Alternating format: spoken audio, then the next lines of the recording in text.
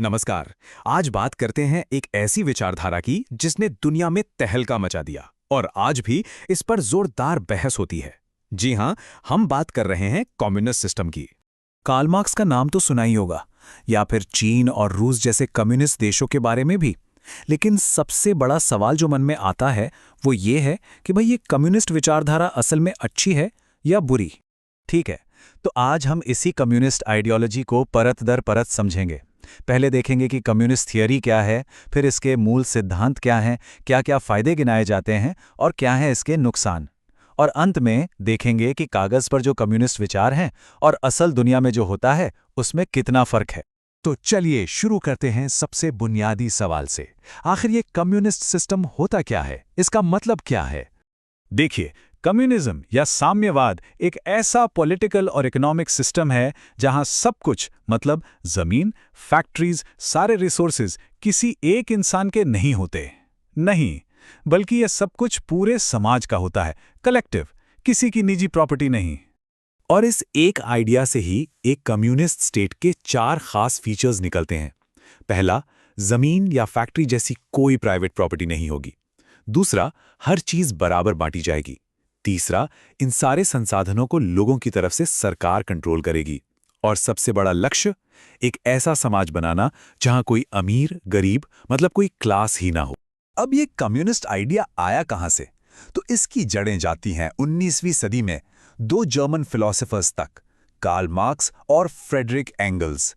इन्होंने ही मिलकर 1848 में एक बहुत ही फेमस किताब लिखी, द कम्युनिस्ट मैनिफेस्टो। मार्क्स का तर्क क्या था? वो कहते थे कि इतिहास उठाकर देख लो, समाज हमेशा दो हिस्सों में बटा रहा है।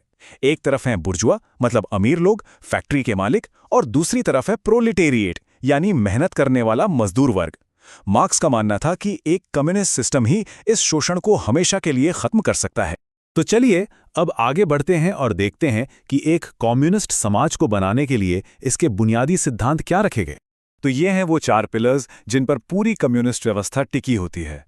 एक बार फिर से देखें, नो प्राइवेट प्रॉपर्टी, पूरी इकोनॉमिक इक्वालिटी, कोई क्लास नहीं, और प्रोडक्शन से लेकर डिस्ट्रीब्यूशन तक सब कुछ सरकार के हाथ में। और हाँ, एक मशहूर लाइन है जो इस पूरे कम्युनिस्ट फिलॉसफी को समझा देती है, हर एक से उसकी क्षमता के अनुसार, हर एक को उसकी जरूरत के अनुसार। मतलब जिसकी जितनी काबिलियत है वो उतना काम करे और जिसकी जितनी जरूरत है उसे उतना मिले। तो ये तो हो गई थ्योरी, लेकिन सवाल यह है कि आखिर एक कम्युनिस्ट आइडियोलॉजी के क्या फायदे बताए जाते हैं, लोग इसे सपोर्ट क्यों करते हैं? थ्योरी के हिसाब से देखें तो एक कम्युनिस्ट सिस्टम का मकसद एक बहुत ही बराबरी वाला समाज बनाना है। मतलब अमीर गरीब के बीच की खाई को खत्म करना, मजदूरों का शोषण रोकना, सबको मुफ्त शिक्षा और हेल्थ केयर देना, और सारा फोकस प्रॉफिट कमाने पर नहीं बल्कि समाज की भलाई पर रखना। कम्युनिस्ट मॉडल का एक सबसे बड़ा वादा यही है कि हर किसी को खाना, घर और इलाज जैसी बेसिक चीजें मिलेंगी। मतलब गरीबी को जड़ से खत्म करने की कोशिश। लेकिन सिक्के का हमेशा दूसरा पहलू भी होता है। अब बात करते हैं कम्युनिस्ट मॉडल की प्रैक्टिकल दिक्कतों की। आखिर इसकी इतनी आलोचना क्यों होती है?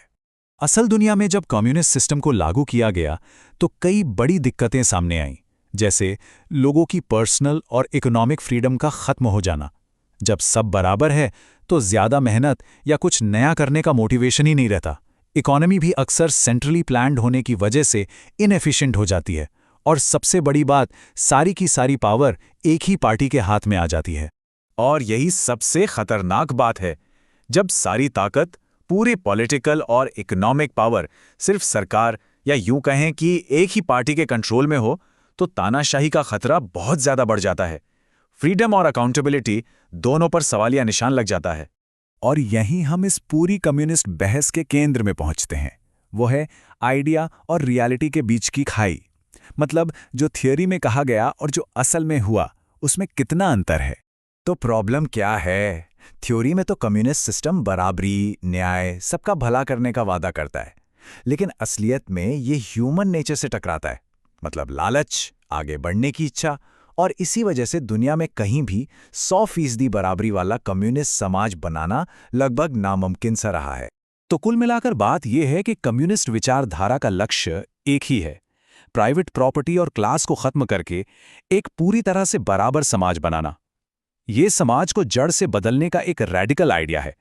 और आखिर में एक बड़ा सवाल जो ये कम्युनिस्ट आइडिया हमारे सामने रखता है, क्या कोई भी समाज कभी भी पूरी तरह से बराबर हो सकता है? क्या एब्सोल्यूट इक्वालिटी का ये लक्ष्य हासिल करना इंसानों के बस में है भी?